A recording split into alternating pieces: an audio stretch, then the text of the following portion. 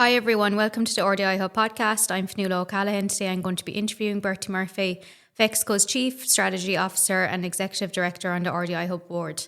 Bertie has vast experience across multiple disciplines. Prior to Bertie's current role, he also held roles in PwC Ireland as Head of Customer Experience, VP of Strategy and Corporate Development at Foxpro, and Chief Commercial Officer at Abtron, to name a few. Hi Bertie, how are you? Hi Fionnuala. It's lovely to have you join us here today in the RDI Hub Media Lab. Thanks for having me. Super. So you just gave a presentation and Q&A to our members here on the key strategic elements critical for the growth and success of your business, which had some valuable insights to significantly impact your strategic approach for 2024. So I'm just going to pick your brain a little bit more and follow up on that. As an Executive Director on the RDI Hub board, can you tell us about what the role involves? Ultimately, I sit on the board of directors and I have a lot of fiduciary duties that come from that in terms of how the hub is operated.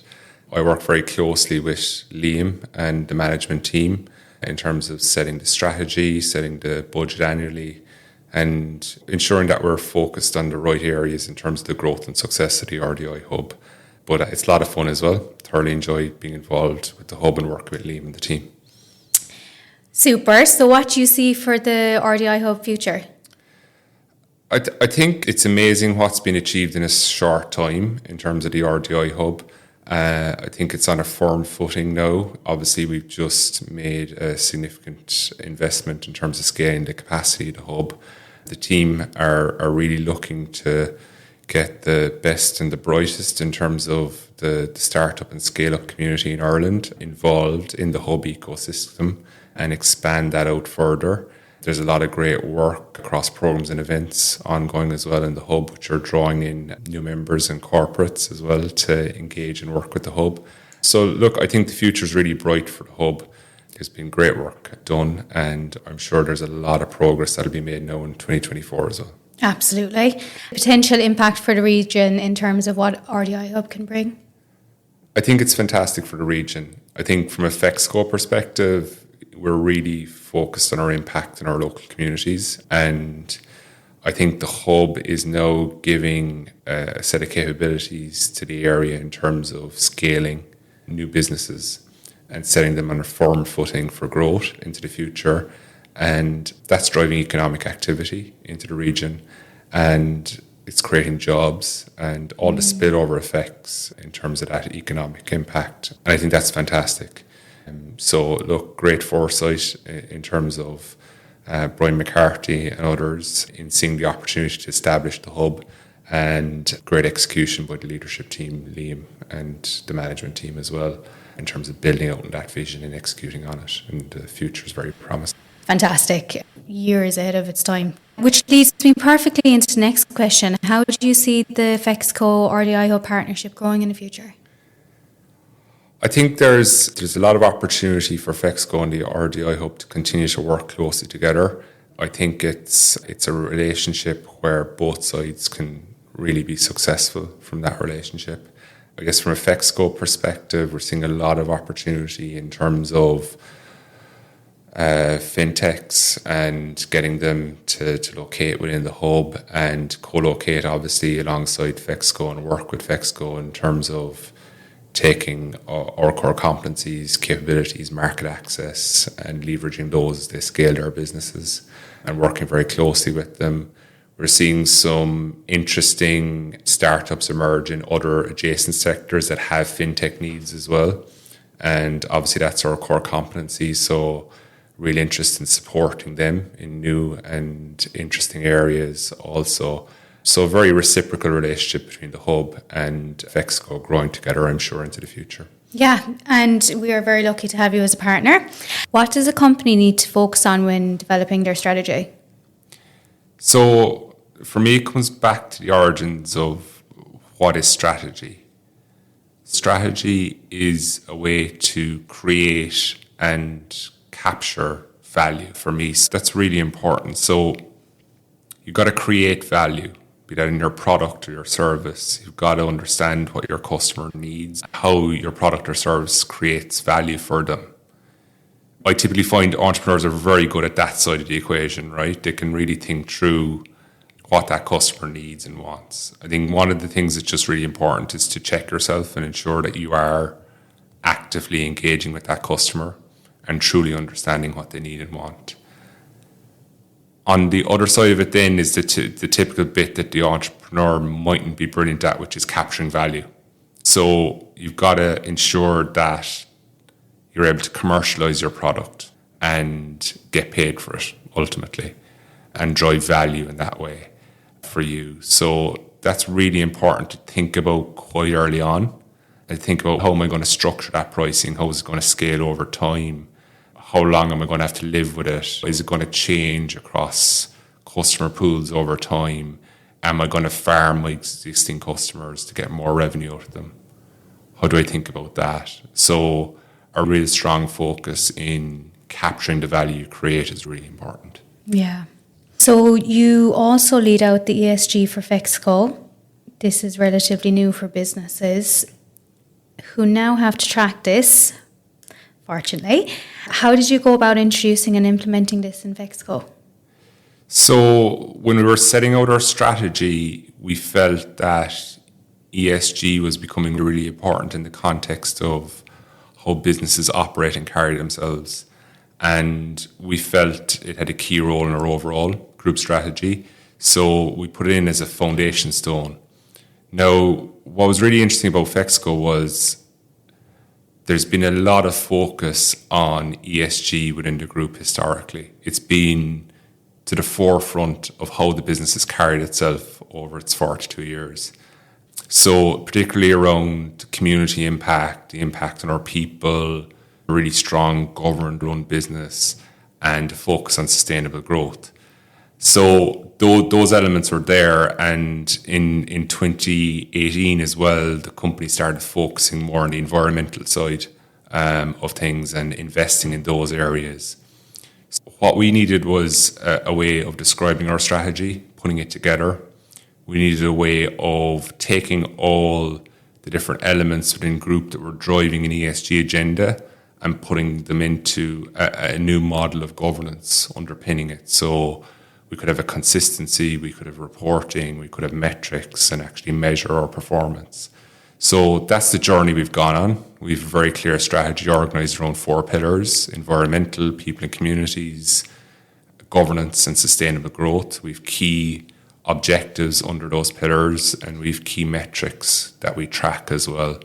We have some amazing groups that have formed. We have environmental sustainability working group who are driving initiatives across the business. We have a brilliant initiative here at the Killarney Road, which has gone 108 PV panels out the back here, which is going to drive about 50% of our energy for the facility going forward, eliminate about 50,000 kgs of carbon per annum.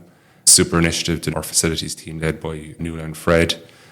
On our people and community side, it's very much around the type of organisation we want from a people perspective. We have a strong DE&I agenda at the group that we're really proud of. We're really focused on our communities as well. We have a strong CSR programme, which we're focused on. Governance is key for us in terms of being a strong financial services organisation, how we conduct our business, how we run it. And sustainable growth is really important as well. And strong investments such as the platform for analysing carbon emissions demonstrates that as well, as we want to take our core competencies and look at opportunities in the energy transition where we can create value. I feel that culture is actually a part of ESG, and a lot of what you can do in ESG you might already be doing as part of the culture that you have within your organisation. So people should probably, for a starting point, look there maybe. Absolutely. So I think the culture of trust and that strong employer-employee relationship permeates our people strategy within the group, and it's been there from the get-go of Fexco Group. I think people and its role within our ESG strategy certainly is part of our culture. I think the communities aspect has always been there. There's an awful lot of giving that happens within the Fexco Group of time, effort and resources into our local communities. The environmental part we're getting much stronger on. What we're doing is we're building that environmental conscience and consideration into all aspects of our organisation, and that it's a key consideration as we make decisions. It's not that it is the decision factor, but it is a key consideration, and being informed on the environmental impact of decisions is really important, and trying to make smart environmental decisions as well. Yeah. And it's not, what we find, it's not mutually exclusive. It's not that environmental has an additional cost associated with it. Sometimes it's the right decision commercially and for the environment as well. And certainly with a lot of decisions we made in the last year and investments we made, they had a strong commercial as well as environmental focus for us as a group. What's the most important lesson you've learned over your career? Patience. Indeed. It's super important. I'm very impatient. I want to get to the next place, I want to get there really fast. And everything takes longer than you think. So you have to have a lot of patience and just let things play out. Sometimes there's things going wrong. You go, that's going wrong over there, maybe I should interject. And sometimes patience is the right approach. Don't say anything. Just wait for it to play out. So patience is probably my biggest learning, something I'm constantly working on. Yeah, something that everyone needs. Can you talk me through how you go about assessing the current state of a business and identifying areas for improvement? A lot of it always starts with assessing the current state of the business, about the financials. Typically, if you want to simplify that, it's about revenue and costs. When you think about that, then it's about how do you grow revenue, what are the qualities of revenue, what's your pricing strategy, how do you capture that value. They're normally typically key considerations, and they might be driven by product, these acquisitions, might be driven by new market entry. They're all ways of unlocking new revenue pools and creating value. And then cost, how efficient are you in delivering the business? And there's a lot of key trends coming through on that as to how you leverage technology, leverage RPA, leverage AI in terms of delivery to free up capability within your organisation and to slow the growth of your cost base as you grow those revenues as well. So that's typically the lens I bring to bear when thinking about the performance of an existing business. A lot of your role, you really have to stay up to speed with current trends and everything. How do you determine a fake trend from a real trend and make sure that you jump on that bus before everyone else does and it's not too late? It's an interesting question. So I think fake versus real trend and getting moving. They're all related in a way, but sometimes you need to get moving to determine whether it's fake or real, but you need to check yourself on that journey to ensure that you understand that you have to get to a point where you're informed.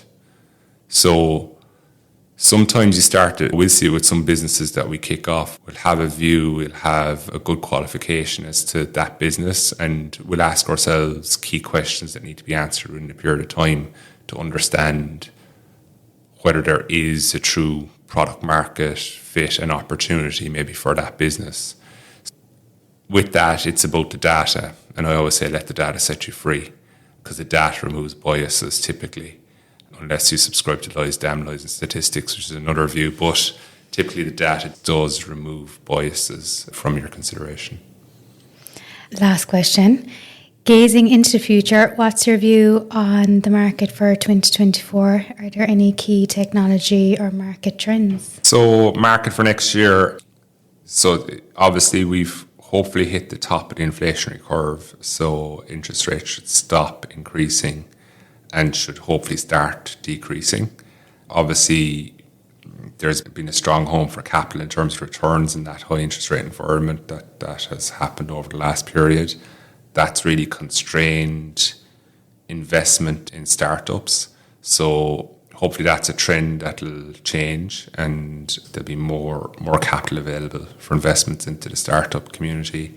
I think in terms of what's happening on the technology side that's of interest, I think everybody's talking about AI and its impact on everything we do and how we operate today. It'll be interesting to see how that plays out whether there's a Moore's Law type equation in terms of AI or whether it's slower in terms of what it can achieve for us and how quickly it's adopted and how quickly it delivers. So we'll just have to wait and see. But AI is certainly the key buzzword. Yeah. If I had a tenner for every time I got invited to an AI conference or speaker series, I'd be a very wealthy man this year. Listen, thank you so much for your time today. It was excellent. Really appreciate it. That's all. Thanks, Fionnuala. Yeah, super.